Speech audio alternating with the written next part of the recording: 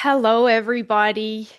Today we welcome a very special guest. One might say a legend in the world of health, especially female health and hormones. So let me introduce Dr. Jerilynn Prior, who, shall we say, was a professor of endocrinology and metabolism at the University of BC. But she still volunteers there, so you still will see her face around. So, Professor Emerita is the official position I now hold. oh, thank you for correcting me.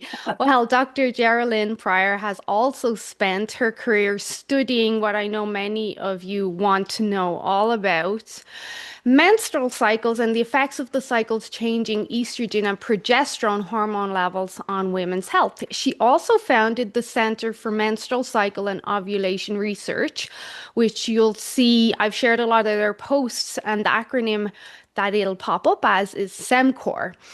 So she founded that in 2002 and serves as the center's scientific director. And she's also published many studies.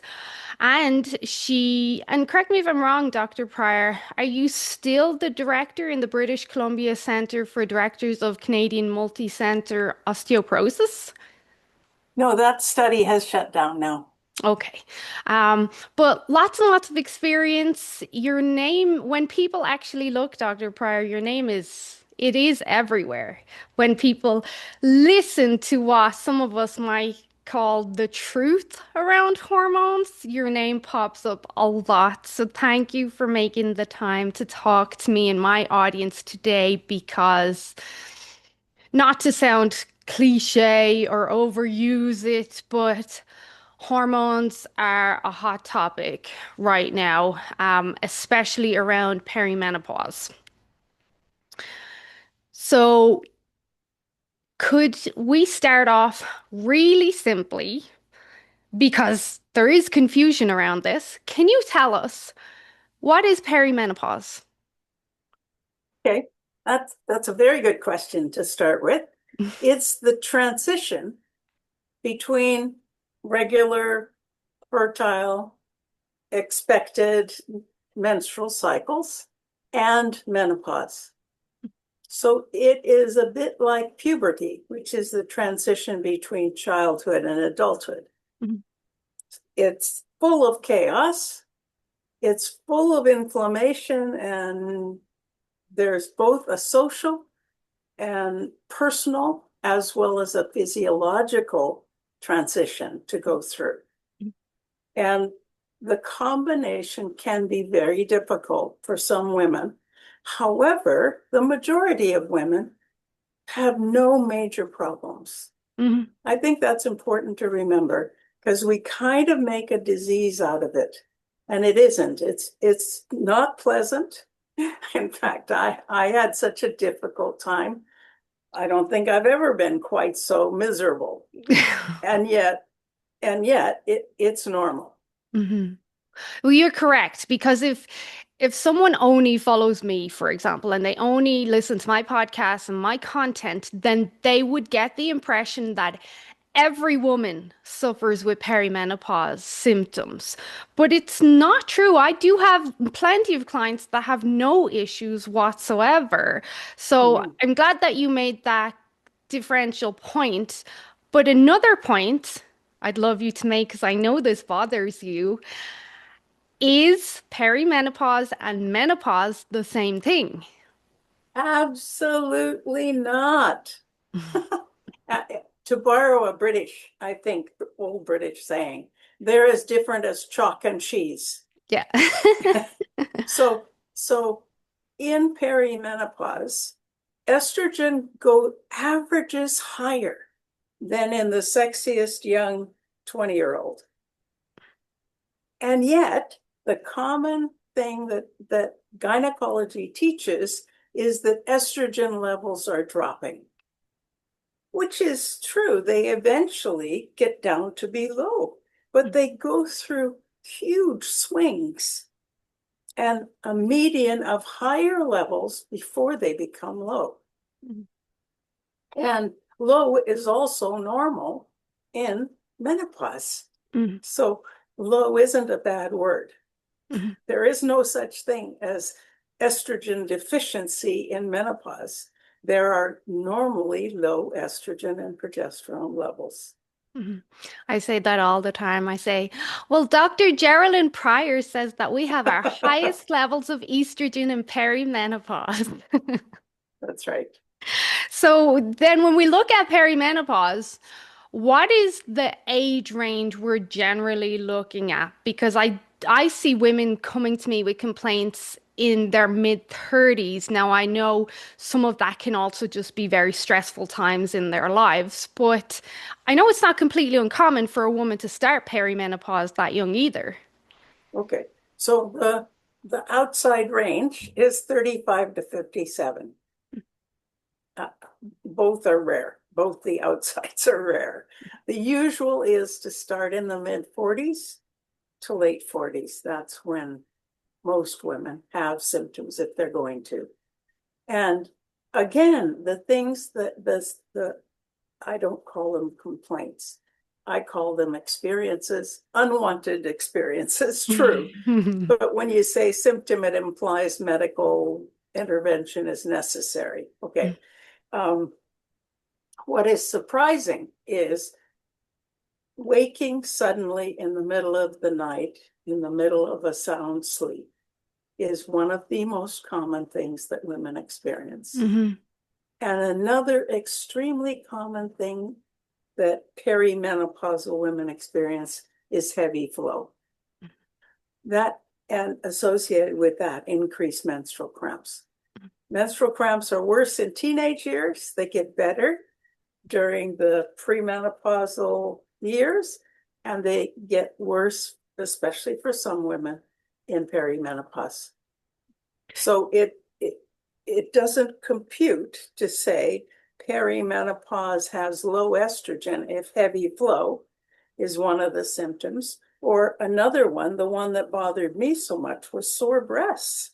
Hmm. I had sore, swollen breasts for 10 years, I swear. Hmm.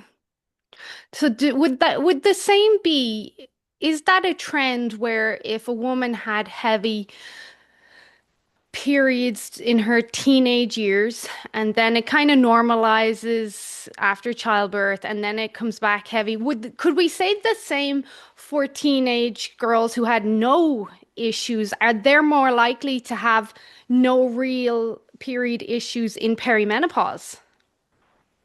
We can't say that. We can't make that connection.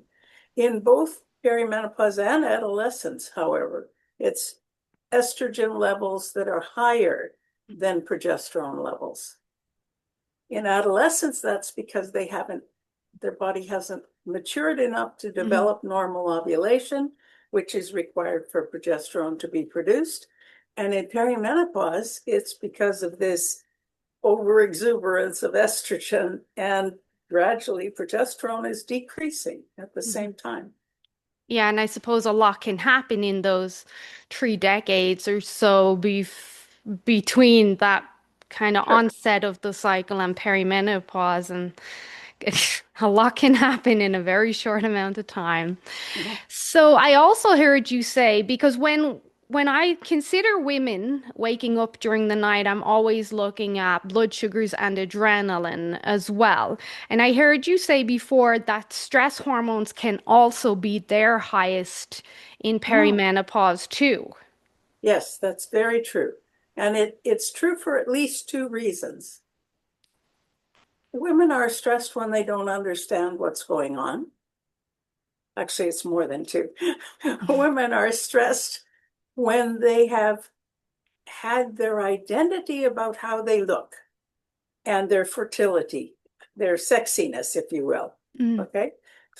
So that's a stressful thing. Okay.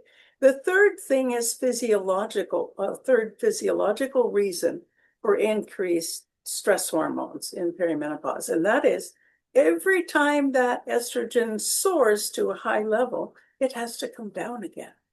And when it comes down, the brain interprets that as an emergency and it releases every kind of neurotransmitter, stress hormone that we know how to measure. Mhm. So, so often those downswings are associated with night sweats or hot flushes, but they're also causally related to two other things. One of them is bone loss, which is more rapid during perimenopause than it is in the first menopause years, which is different than people say. Yeah, because I thought estrogen was pro bone health. I know, but downswinging estrogen promotes bone resorption or bone loss. Okay. Hmm. And the third thing that happens with that downswing is increased depression. So that's a huge part of perimenopause puzzle that is important for women to understand. Do you think everything you listed there is really that connection line between perimenopause and the weight gain we see in perimenopause? It's hard to explain the weight gain in perimenopause. And I associate it with sleep disturbances, Hmm. but also in animals, if you take their ovaries out, they gain weight. Hmm. So there's probably many reasons, physiological reasons for weight gain, and then there's emotional. Yeah, In yeah, other words, we eat for comfort yeah. So, because life is pretty stressful. and you compound that with that depression. And also, one thing I see really, really common is the anxiety aspect. It Mhm. just seems to blow up midlife. Mhm. Yeah, and the combination of things, the way of putting it all together, the most common thing is I don't feel like myself. Hmm. Yeah, and So most we women have know to that. find a new self. Hmm. There's a woman author from the United States, um, hmm, Ursula Le Guin, and she wrote once a long time ago, in order to make the transition, women have to become pregnant with themselves at last. And I interpret that as instead of taking care of everyone else, we find our own value, not as sexy people, not as servers of people, not as the person who makes everything happen behind the scenes, but for who we really are. Hmm. And sometimes in perimenopause, we find we've been doing this job that didn't use our abilities. So maybe there's creativity there. Maybe we become a writer. Maybe we become a singer, or maybe we learn French. I don't know. What, there are things that, um, so we need to pay attention to valuing ourselves for what is of value. What really makes us happy. But I know a lot of women, and even I would say this, it really is easier said than done, especially if you're still raising kids, because women naturally, we're carers and we put everybody before ourselves. So as much as myself and yourself and other practitioners, we kind of say you need to prioritize self-care and self-love, and everyone knows it, but we still don't do it. But we have to learn. That's the job of perimenopause, is Hmm. learning that. Yeah. Learning to say no. That's not where I can be most useful. Yeah. Telling the 12-year-old who objects to everything you put in their lunch that they're perfectly free to make it themselves. I have one of those. If you don't want to eat that dinner, make your own then. See if Yeah, I care. exactly. Exactly. And that is in a way respecting them as well. Mhm. And I think that children and teenagers, given responsibility, also feel better about themselves. Mhm.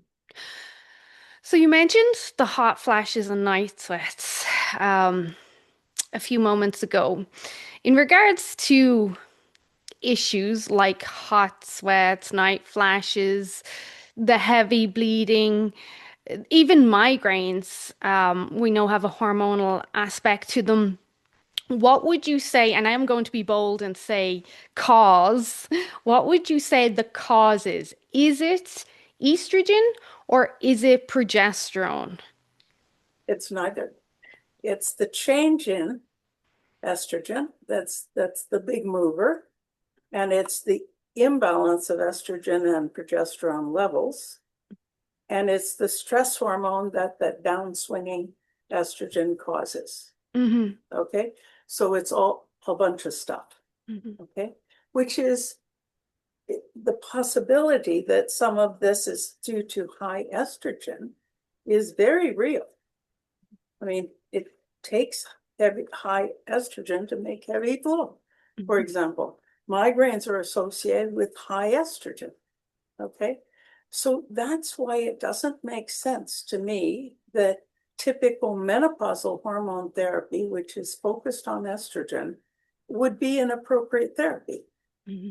And in fact, although every doctor believes that, based on the guidelines, international guidelines, there are no large randomized placebo-controlled trials that show it. Hmm. So that's why we started out in 2011, got funding from the Canadian government, a grant, and did a randomized controlled trial of progesterone alone in perimenopause. And the evidence is that progesterone alone in perimenopause, 300 milligrams, which is 3 little balls of the way it's produced, at bedtime every day, decreased night sweats significantly, improved sleep problems significantly, improved the interference of perimenopause with daily life significantly, did not cause depression, and surprisingly didn't change women's perception of flow. You also did a study, if I'm correct, or I've heard you mention a study on progesterone for heart attacks as well. And Not quite so simply. so go ahead. The evidence points that way. A Hmm. huge study from the Netherlands Hmm. asked women to collect a first morning urine on day 23 of their cycle. These were women in their late 40s. And for 3 cycles in a row. And they just, thousands of women, they just stored those cycles there's those urines in a freezer. And they kept track of all the heart attacks in the whole area. And when they had sufficient numbers of women who'd had heart attacks, they went back, analyzed their urines, matched them with each person with 3 other people that didn't have heart attacks. And they expected to find lower than normal estrogen. They expected to find higher than normal testosterone and didn't think anything about progesterone. Hmm. Instead, what they found was estrogen and testosterone were not different in those who had heart attacks and those who didn't, Hmm. but progesterone was lower. Which is important though, Yeah, very because important. it is really, really important because cardiovascular disease is the number one killer of women. So, Mhm. at the very least, using progesterone may help us stack conditions in our favor. That's right. Yes. So, And it's clear it doesn't cause heart disease. so, I've heard you say this before, and I don't want to repeat what you've already kind of answered on other podcasts. The reason why most doctors prescribe estrogen therapy for perimenopausal issues, but it's my understanding that birth control and the likes of the IUD are most often prescribed to women with these issues in perimenopause because it basically levels out the hormones. So you're not getting the roller coaster ride of hormones. It's just go That's ahead. that's the theory, Hmm. but the evidence is that nothing slows the roller coaster. Okay? Hmm. When I said that flow wasn't affected by 300 milligrams of progesterone, that is saying that's not interfering with the estrogen itself. It's Hmm. interfering with the actions of estrogen at a tissue level. Yeah, so at the But receptor. nothing totally takes away that swinging thing in perimenopause. The feedback links are broken on purpose to let us get rid of these follicles that we don't want in our ovaries when we're elderly and, say in a nursing home or something. Mhm. So if estrogen is uncontrollable in that aspect, then is adding in a synthetic estrogen in birth control making things worse? It certainly could. Absolutely. But you There's a won't see it. randomized controlled trial, 132 women, which isn't enough actually, Mhm. that didn't show any improvement in quality of life or in hot flushes compared to placebo in a proper way. It was set out to show whether there was a difference in bleeding. And in fact, bleeding got worse in the first 3 cycles, finally got better in the final 3 cycles of that study. So birth control pill has not been proven to be effective. So why would we prescribe something that's been not been proven effective? Doesn't make sense. Because we do what we're told and we trust the medical system. The medical system in this case is biased. So progesterone is key, um, not only in your opinion, in many people's opinions, and that is obviously where your research is.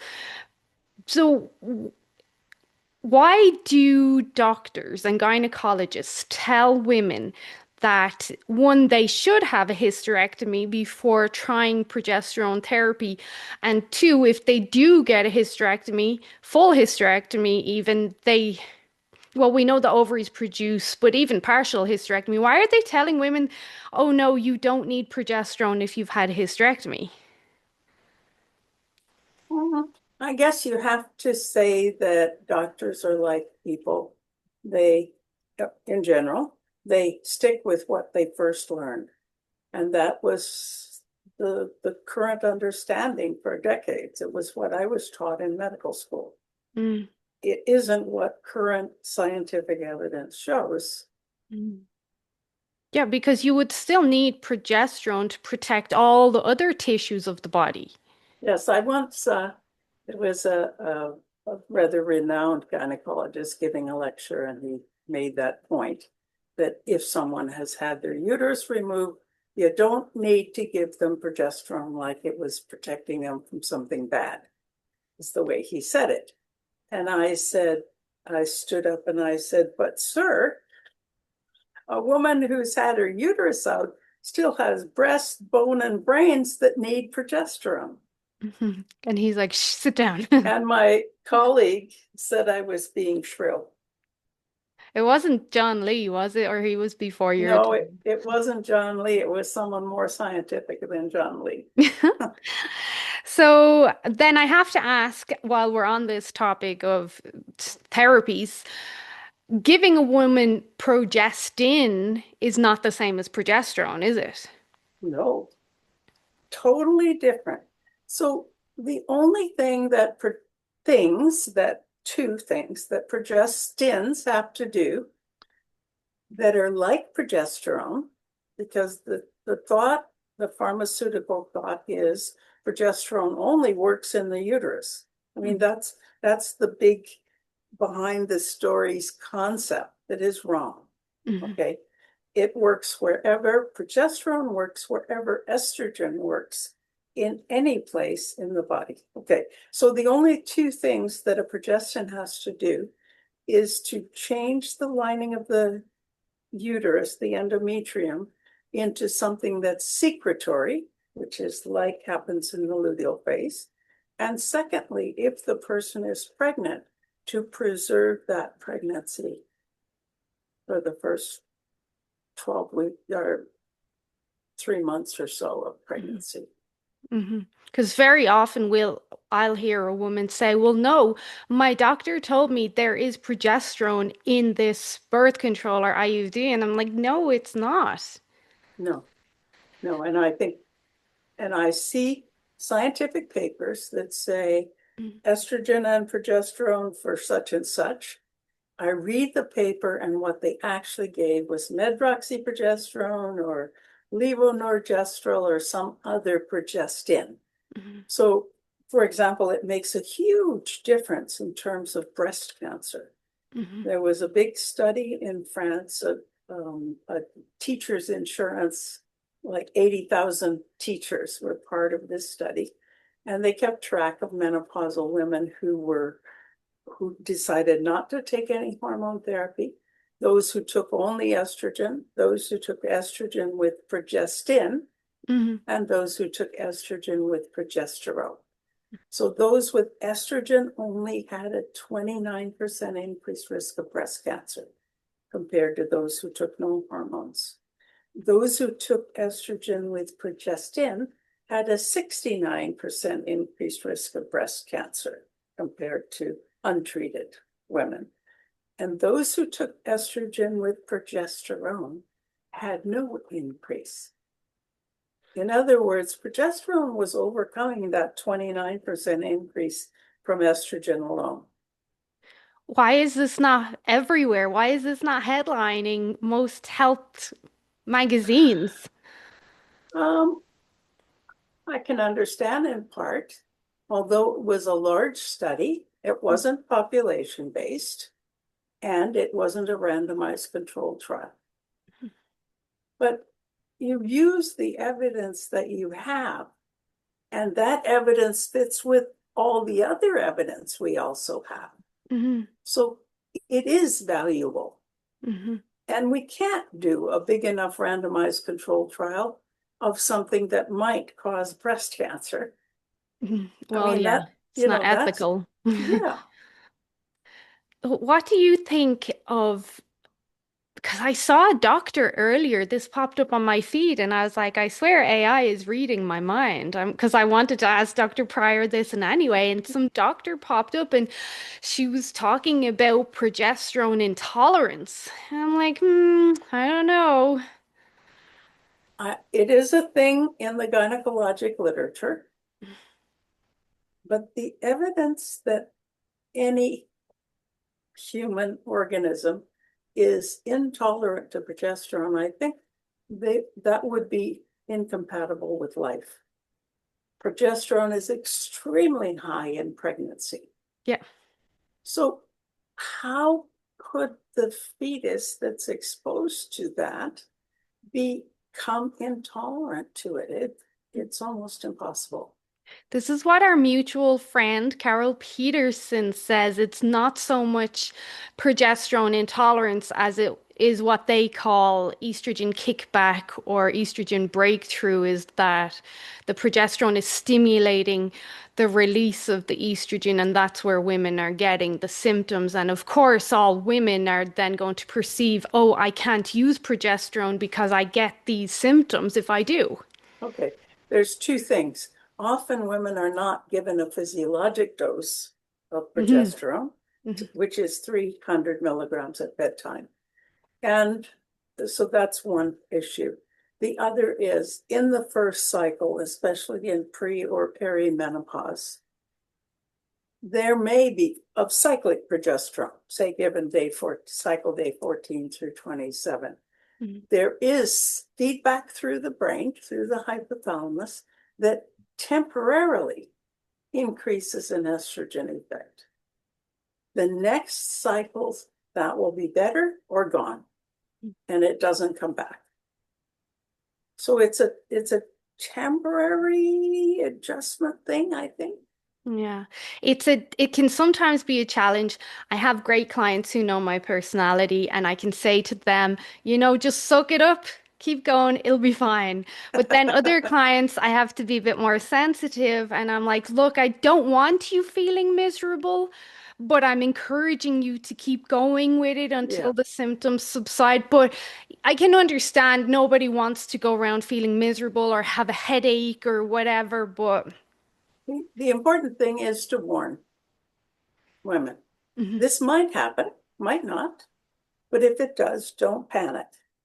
It's not forever.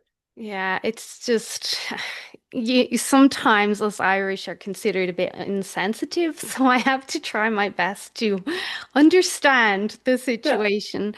So then with the dosing of progesterone, we know that most doctors, if you're lucky enough to get a doctor who will prescribe you bioidentical progesterone, most of them won't prescribe over 200 milligrams for a start. Mhm. I know on the SEMCOR website, and I've shared it many times and I'll share it again, you have the cyclical therapy article. Just could you tell the listeners what you recommend in regards to dosing? But I'll also add in again, Carol Peterson, who I speak to a lot. Um, she has mentioned recently in women that have very, very heavy bleeds, but also have a combination of the other symptoms, the migraines, like severe debilitating migraines, the breast tenderness, like they're clearly very estrogen dominant. She sees no reason why that woman wouldn't continue to take progesterone through the bleed as well. Okay. So let's take bleeding out of it for a moment. Okay. If you don't have heavy bleeding and you don't have migraine headaches, then cyclic progesterone may work for those women in perimenopause who are having night sweats and sleep problems, especially before flow. Mhm, So we've shown that night sweats are cyclic, particularly around flow in very early perimenopause. Okay, so it's useful in then and only then. If you have heavy bleeding, you need to take it in perimenopause. You need to take it daily for 3 months. Don't stop. And if you have migraine headaches, especially with aura, mhm, so you get something weird that happens before mhm, the migraine kicks in, mhm, then it's not good to take anything that's cyclic because starting something or stopping it may trigger migraines. mhm, So we don't want to trigger migraines, even though progesterone doesn't cause them. mhm, The change in a level of anything, the change in the atmospheric pressure, mhm. for example, can do it. So you're trying to stabilize everything and bring some sort of homeostasis. And again, for our listeners, that's 300 milligrams. That's not That's the right. 100 milligrams your doctor might recommend. And the reason for 300 milligrams is that that level, that dose, keeps the progesterone level within the luteal phase, the normal physiologic progesterone phase, for 24 hours. 200 doesn't quite do it.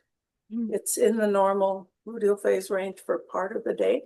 mhm, So actually a friend of mine got some advice from me and she was having some heavy flow and it wasn't clear yet if she was in perimenopause or not. And she went to the doctor and the doctor gave her 200 milligrams or said to her, I don't feel comfortable giving you 300. mhm. So she went home and took 300. She said, I don't feel comfortable taking 200 when I know I need 300. Women are doing this. Women are just doing whatever they have to get relief. And it was my understanding that they were only allowed by the FDA prescribe up to 200, and that was No, it. But no, no, that's wrong. In the UK, mhm, there are, especially through the National Health Service, there are fairly strict guidelines, and they haven't allowed more than 200, is my understanding. mm, ridiculous. Well, like I mentioned before, if you're lucky enough to get a prescription, because that is half the battle now, women can't get a Mhm. prescription. They're left high and dry and they don't know what to do. What Mhm. would you recommend to a woman in that case where she can't get a prescription? Well, the first thing I would do is to provide her with information she can take to her doctor. I mean, my reputation as a solid scientist is good. And a doctor should not, if they're trying to be scientific, poo-poo the evidence that I have presented. Mhm, And so she can present what's on the website, the SEMCOR website. She can give that doctor the link to the randomized controlled trials showing progesterone is effective for perimenopausal night sweats Mhm. and sleep. And I would encourage, in fact, put the link to that in with the information about this conversation. And also, we can use ibuprofen as well to help if she has heavy bleeding. Heavy flow, yes, it works differently, so they effectively work together. Mhm. So the dose of ibuprofen is 1 200 milligram tablet with breakfast, lunch, and dinner. Okay. Taking it with food is likely to take away the major side effect, which is heartburn. hmm Okay. Well, we're coming up on time, and I'm going to be bold once more with one more statement. I heard, or did I hear you correct? In a recent podcast, you said that you're not allowed to teach about perimenopause because gynecology is still completely misunderstanding physiology as it is. I, that was specific to the University of British Columbia Medical School. Mm-hmm. The curriculum around women's reproductive health is controlled by the Department of Obstetrics and Gynecology. And I have tried very hard, as diplomatically as I could be, and as patient and persistent as I could be, and I have not been allowed to teach it. Remember, I said to you on our last conversation that if I can help anyway, I will. Maybe I can come up and convince them. I don't think so. It's going to take women who ask for what they have researched and studied carefully and know they need hmm to change medicine, and particularly gynecology. The other thing women can do, and this has to do with understanding ourselves for ourselves as well, and that is to use the tools like the menstrual cycle diary, the daily perimenopause diary. Keep that record, and if you need to convince a physician, take the record to him or her and hmm say, this is what I'm experiencing. Yeah. And then say, let's do an experiment of one. How about you give me a prescription for cyclic progesterone or daily progesterone? I will keep a record. I will record when I've taken it, hmm and then we'll see if it improves or not. Yeah. Then we both have learned something, Yeah, I've right? used that before as a compromise, and sometimes they're willing to do it that way. Yeah. So, as we wrap up now, can you just summarize for my listeners at least, because I know they're already interested in progesterone, can you just summarize the importance of progesterone during perimenopause that most of us are either misunderstanding or we just don't know? Okay, so during the chaos of the transition between regular fertile menstrual cycles and menopause, estrogen levels go crazy. That causes a lot of symptoms, both from the higher estrogen level and also from the downswing of estrogen that provokes night sweats, hot flushes, bone loss, and depression. But meanwhile, this chaos interferes with the development of ovulation. So fertility goes down, progesterone levels go down, heavy flow, breast tenderness, things like that increase. So giving back progesterone for symptoms is both a physiological and effective way to treat symptomatic perimenopause. hmm And could we say also safer? Absolutely. Good. Absolutely safer. And the final thing is perimenopause ends. And those women who have a difficult time in perimenopause, as I did, will be vastly relieved when they hit menopause. The world suddenly becomes livable again. hmm I know many women who can't wait for that. So you have your books, I have Mm, one here, the estrogen storm season. I recommend it. You also have, is it estrogen errors is the other one, and both can be purchased on the Semcor website. And if I'm correct, the funds go directly into the Semcor research or supporting that's the right. website. Yeah, we're having to stop that way of selling because I don't have staff anymore now that I'm retired.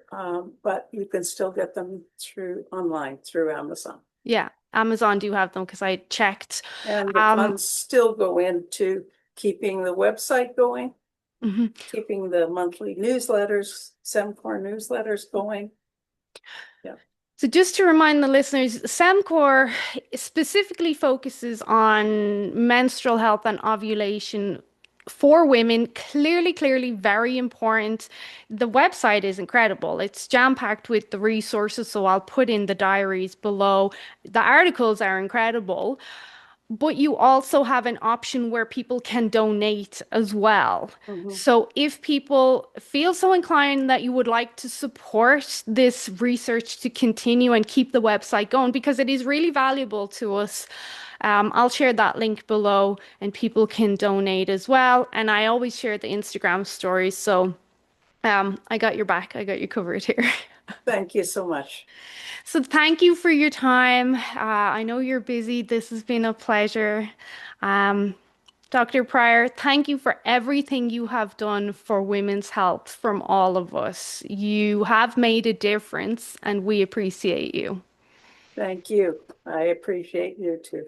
Thank you.